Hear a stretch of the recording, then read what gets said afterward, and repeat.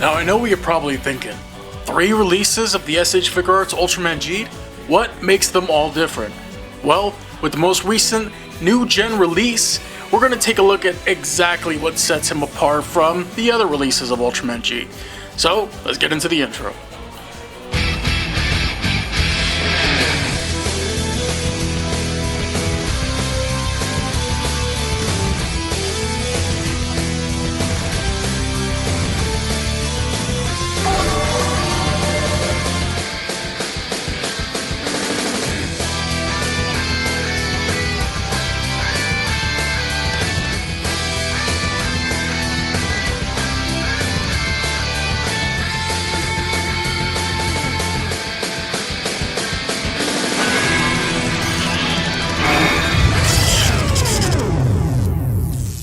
First things first, this is a new release of Ultraman Jade, not a reissue of the original release. There are some things that are different with this one. They're honestly pretty minor, but there's one glaring omission, and we're going to get into that. So first off, I want to take a look at the presentation here with this new gen release. In terms of the actual design of Ultraman Jade here, everything is basically what you would expect. If you have the first release, you're pretty much getting the same thing here.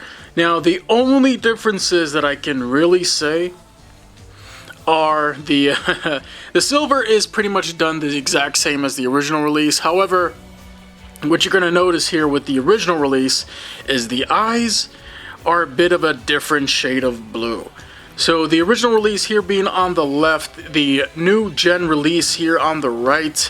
And here you can see the obvious difference here. The eyes on the new gen release definitely are more saturated. And me personally, I like the blue better on the new gen release. Even the color timer has a more saturated blue here. Pretty much the exact same sculpt, but those colors a little bit brighter, a little bit more rich. If you take a look at the reds here on the new gen release here on the right, a little darker than the original release. It's barely noticeable. However, having had the original release since day one, gotta say, the new release, I don't know.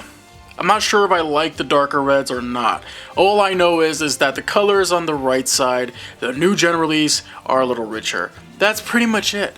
Everything else here, in terms of the sculpt and the body, are the exact same. There's nothing here really to write home about in terms of differences. You're pretty much getting the same exact Ultraman Jade with only minor differences. Now, when we compare him to, say, the Shanghai event exclusive release that I reviewed recently, oh my god, he's drunk.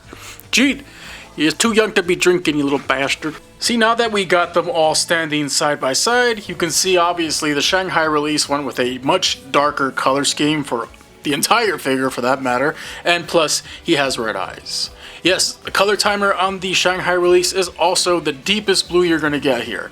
New gen release is kind of a middle ground. Now in terms of articulation, he's pretty solid. He can look up, look down, look left and right, tilt his head side to side. Not much else to see there. Arms can come up a really good amount. A real good amount. I don't remember the original being able to do that. But you can also rotate those arms all the way around as well. There is some swivel here at the shoulder. Also that butterfly joint in there. Sadly, the arms don't really sit flush to the sides as some would have hoped. That was not corrected, unfortunately, from the original release. But for me, it's not a big deal breaker. You get a swivel at the bicep as well as a bend at the elbow, which is a really good bend, and a swivel hinge combo peg for the wrists. Waist, you can bend forward a good amount, lean back a decent amount. And for the legs, you can kick forward that much, kick back a decent amount. There is some thigh swivel, thankfully, and you can get the legs to split apart that much. Just note that you're going to be rubbing the sculpt here on the waist against that leg, so do be mindful of that. And there is a double bend at the knee, so Jade can get his signature knee kicks in there as well as some shining wizards. And the foot can move forward, back, it can swivel, and of course toe hinge. Pretty much the exact same as the original release in terms of articulation. Not much here that you haven't seen before if you already own the original release, but here are where the differences really start to show, and that is with the accessories. So let's get some accessories out and I'll show you exactly what's different. So in terms of accessories, you're pretty much getting the same amount of hands here, 8 in total. The color timer, yeah, the color's a little different here on the right for the new gen release as opposed to the one on the left here from the original release. Very minor difference you're gonna notice here. One glaring omission, however, the lack of a wrecking burst effect piece. Yeah, for some reason, Tamashii didn't want to include this with this new gen release, so yeah. Unfortunately, if you want this effect piece, you're gonna have to hunt down the original release. In its place, however, they did include an optional head. This is the one with the red eyes, and it's different from the Shanghai event exclusive one as well. And we're going to take a look at the comparisons to show the differences, but they're pretty apparent here. The red on the eyes is nicely done, but super rich. I love how saturated that red looks. So with the Shanghai release, of course, you're getting that darker color scheme, but the eyes being a lighter shade of red, it has a little more depth to it as well, while the new gen release is just straight up silver and these deep red eyes, almost like a blood red.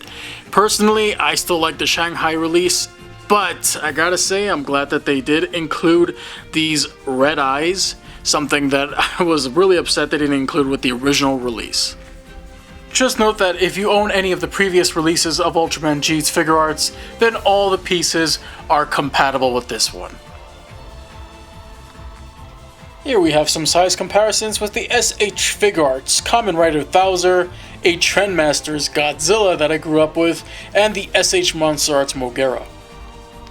Here we have them with the Bandai Ultra Monster DX Skull Gamora, the Lightning Collection Lord Tricon Evo 3, the SH Monster Arts Special Colored Version Space Godzilla, and the SH Figuarts Ultraman Orb. With the colors on the translucent pieces such as the eyes and the color timer, as well as the red on the body looking a bit richer if you look hard enough. Unlike with the differences between the original release and the Shanghai event exclusive, the differences between those two were definitely noticeable. However, the differences here with this release and the original release, most people probably won't be able to tell them apart. There was also a compromise here. They swapped out the Wrecking Burst effect piece with an optional head that has those red eyes, for when Geed goes beast mode. Considering that this retails for about the same price that the original release did when it first came out, you might be saving some money with this new gen edition.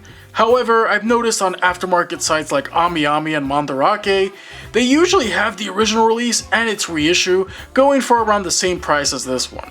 Engineering is the exact same for better or worse, so you'll have to choose whether or not you want that Wrecking Burst effect piece or those red eyes. And if you already own the original release of Geed, then honestly, you can pass on this one. So anyways, that's it for this review. Hope it was informative and helped you guys make a decision as to whether or not you're picking up this Geed or not. If you missed out on the original release and you're planning on picking up this one, let me know in the comments section below. Are you looking forward to Galaxy Rising? Oh man, that's a form I just can't wait. Anyways, thanks for watching once again. Collect everything, connect everything.